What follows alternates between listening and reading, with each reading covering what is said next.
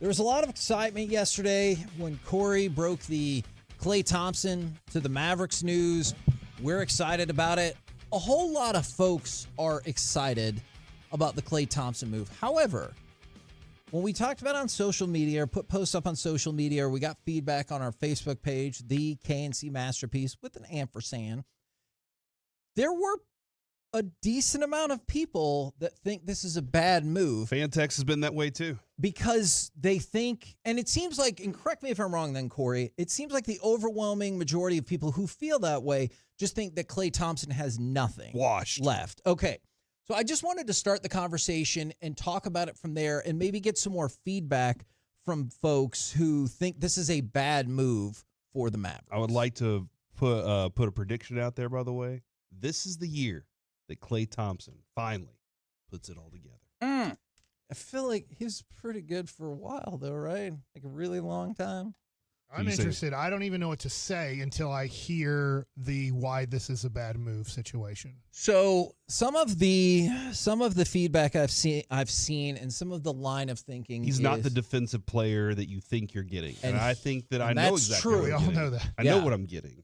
And I think the question then becomes like, how much do you know what you're getting? Because one of the things that we realized very quickly, or that we knew, is that Luka Doncic, you know that he's not anywhere near an elite defender, right? He raised the level of his play during the course of the season defensively, but even then, right, like we saw Brian Windhorst get on TV during the course of the finals and lambast his defensive effort, and that's something that's not new, but it reached a new height during the course of this offseason. Kyrie Irving is a guy that we know he's not a big size, and I know that he can kind of get some steals here and there, but there are ways that you could take advantage of him. And it felt like we all kind of came to an agreement that defensively, in order for this team to be successful, you need those guys on the floor, so you need to surround them with dudes that can play at as high of a defensive level as possible. And I think that people are then questioning, if you're not getting the Klay Thompson that was prior, the elite defensive stopper on the perimeter, what level of, and I keep using the word degradation, like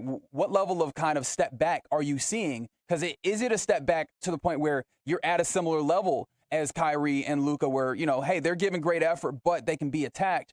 Because then you have three guys in that place where you're maybe worried about them. And then the idea of the team defensive construct, is it enough to carry three guys that teams might go after in some ways? I think that ends up being the question that, Corey, I think you're trying to highlight there. From 2012 until 2017, he had a defensive rating no lower than 108, right? Every time. Which is probably top 5% in the NBA. Yes. Yeah. Over the last 2 years, 116, last year 117.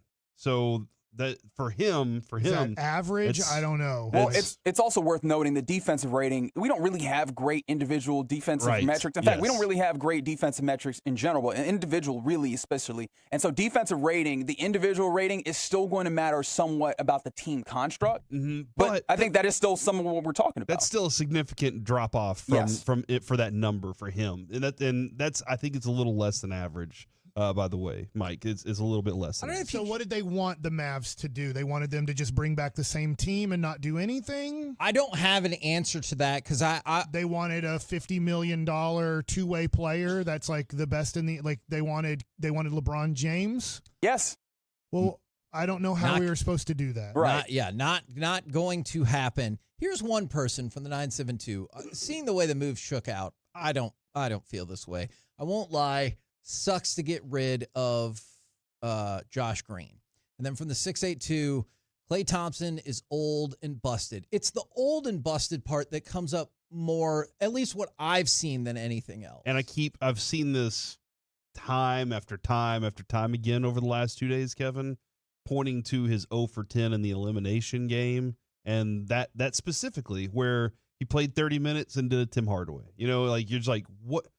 That's going to happen. And I don't know if that was attitude or he's at the age where that could happen whenever if they would have played a 7-game series, I don't think he would have gone 0 of 70 from the field. I don't think so, but maybe I guess he would have. Before that, just real quick, their last 4 games of the regular season, he went 6 for 12, 3 for 9, 5 for 10, and 6 for 13.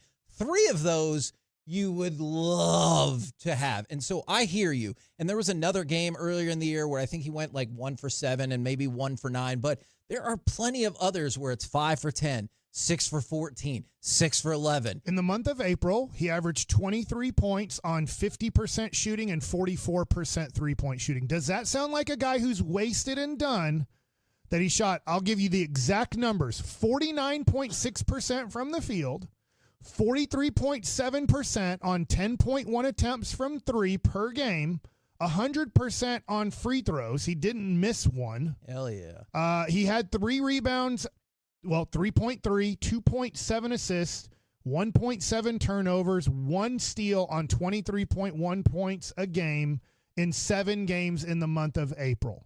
Does that sound like a guy who's wasted? Now, how about this for Josh Green fans? And I get it. Josh Green is a solid role player in the NBA. How many games did Josh Green play last year? At his age, man, he's healthy. He's good to go, man. This dude, Josh Green, played in 57 games last year. Klay Thompson played in 77. Yeah. He literally played in 20 more games than Josh Green. And Josh Green played in 60 games the year before. He's a hurt player. Josh Green, to me, is a guy who can only play right now. Now, that can change. He's a younger guy. But he's a guy who's going to have to miss 20 to 25 games a year because his body has not proven to be NBA worthy of playing an NBA regular season. It just hasn't in the last 2 years. I am concerned a little bit about attitude. If attitude was a problem for him last year, if he was hurt and offended by them and it just wasn't getting the full production from him, and how does that change? Because I think attitude is the only thing that you can really control. That's what we always hear and say is you can control that. You can't control everything else, but you can control how you go do your work and how you go out about your business.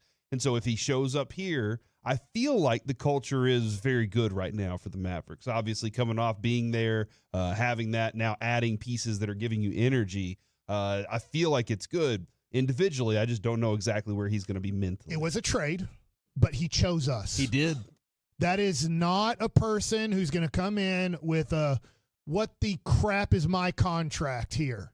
He chose us. He chose less years. He chose less money to be a Dallas Maverick.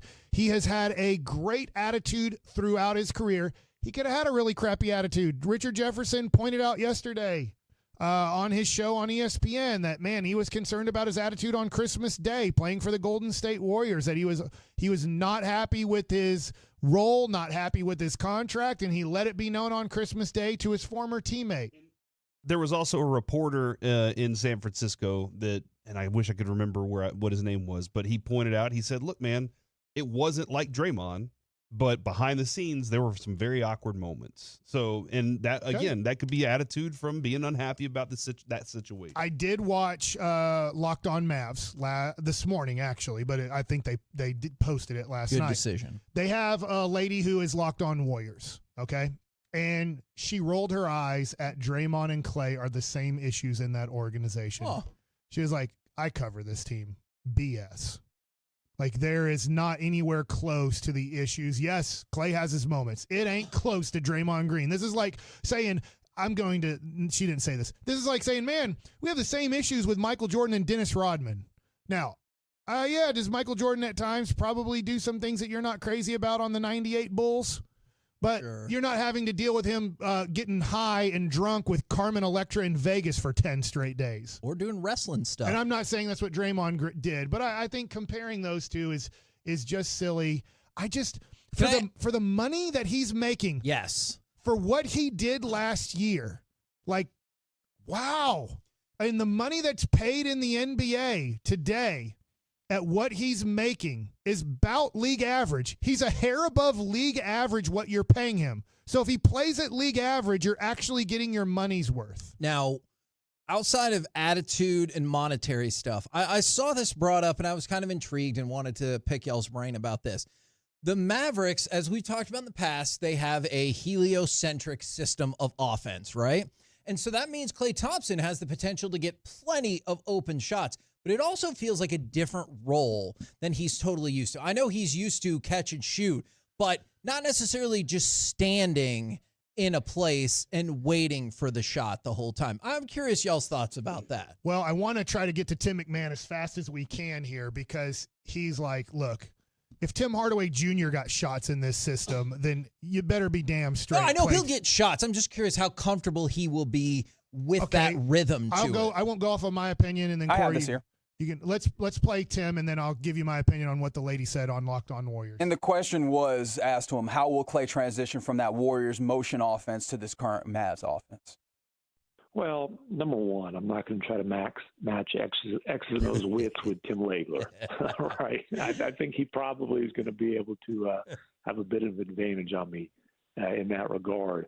But look, they're going to get Klay shots. Yeah. Like if Tim Hardaway Jr. got a bunch of shots when he was on the floor, trust me, Klay Thompson's going to touch the ball. Klay Thompson's going to get not just three-point looks, but in a lot of cases, clean three-point looks. And, you know, if you're running pick and roll, Luka and Lively and Klay's on the weak side, like that seems like it could be pretty tough.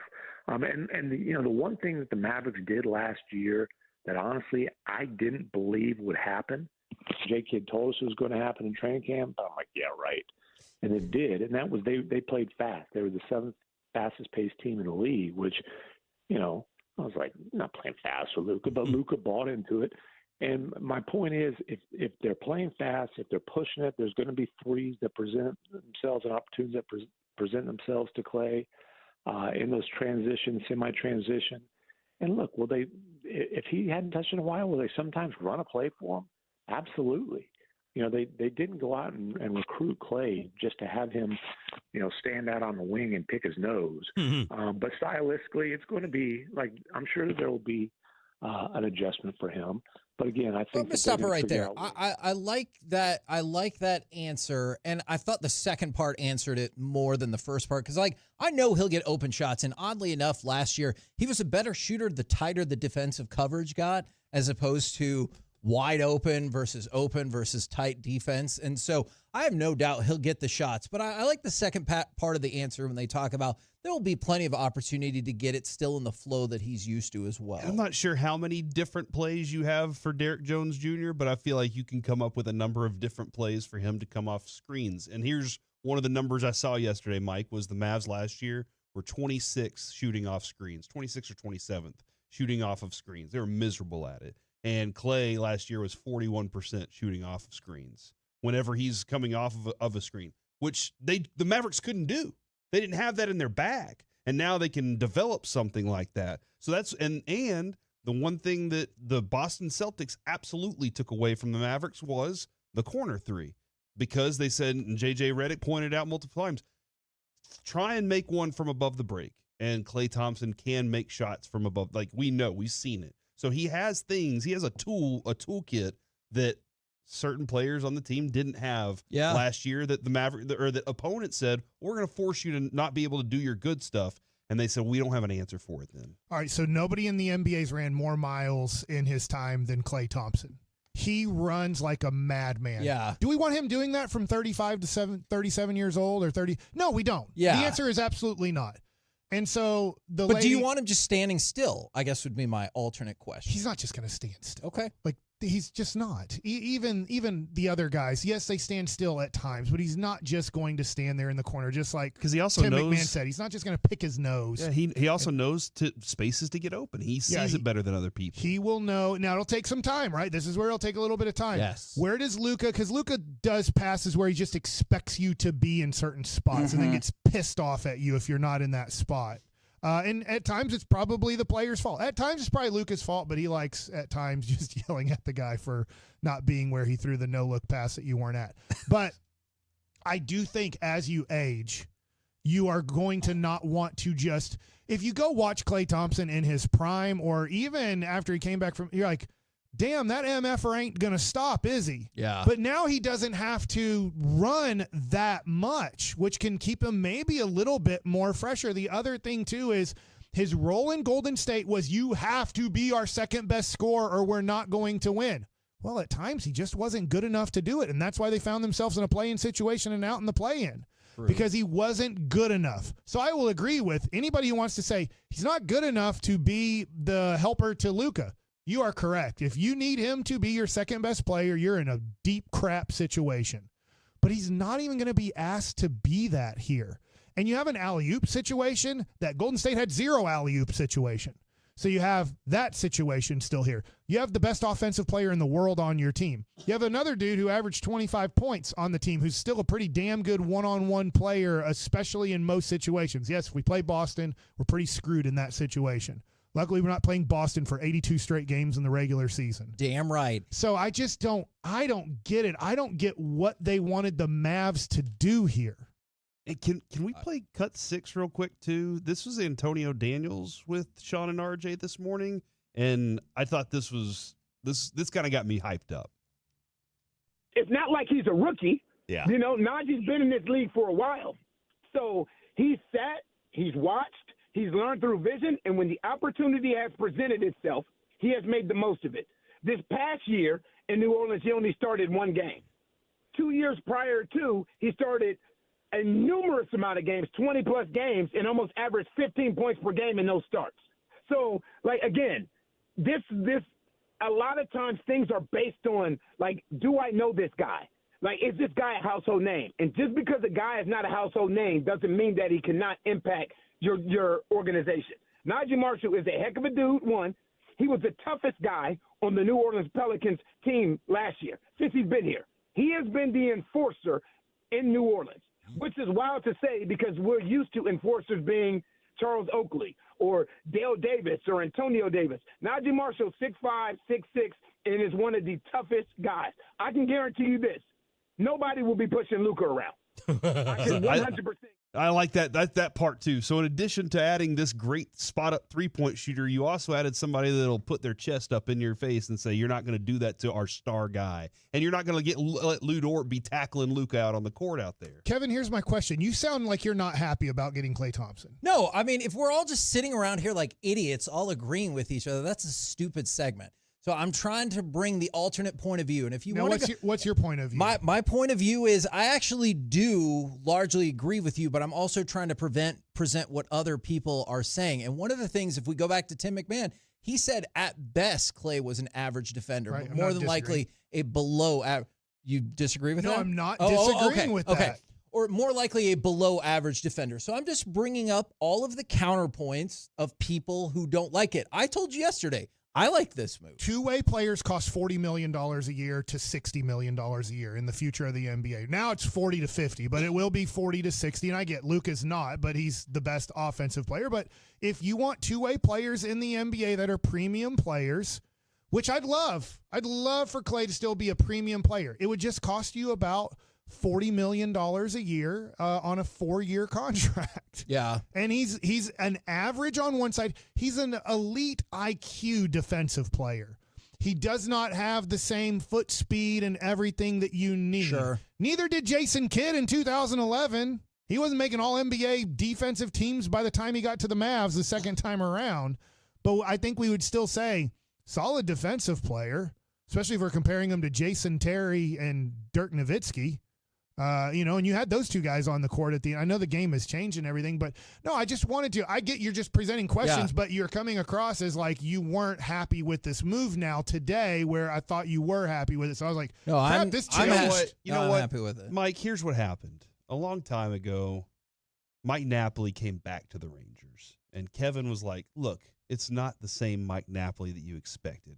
And everybody was like, shut the hell up, Kevin. What are you doing right now? This is Mike freaking Napoli we're talking about. Mike Napoli chants started coming in on the text, and Kevin was like, I'm just trying to tell y'all, it's not the same Mike Napoli. And guess what happened that year? He wasn't the same Mike Napoli, but he was all right. But the hype level was so high because Mike Napoli was back. And Kevin, right now, I think it's about split on people that are super excited about it. Ooh. And people that are like, nah, it's messed up. He's a 6-man at best for you. Like, I've seen lots of different thoughts on that. I don't agree with that. I was just presenting because you asked what were those other people's arguments. I just wanted to present what I'm seeing as their arguments. I like the move. Look, I told you at the very beginning of the show, you turned a $5 million taxpayer exemption into all this stuff. You got younger in certain spots. You got more contract friendly in certain spots. I like what the Mavericks have done. You think he's better than Mike Napoli? Because they went and they go get Mavericks. That's why. I'm not going to say that. You already have the other one, and I have to talk to Boach tomorrow. Let me ask this question to the people who don't like this. Do you have NBA people who don't like this?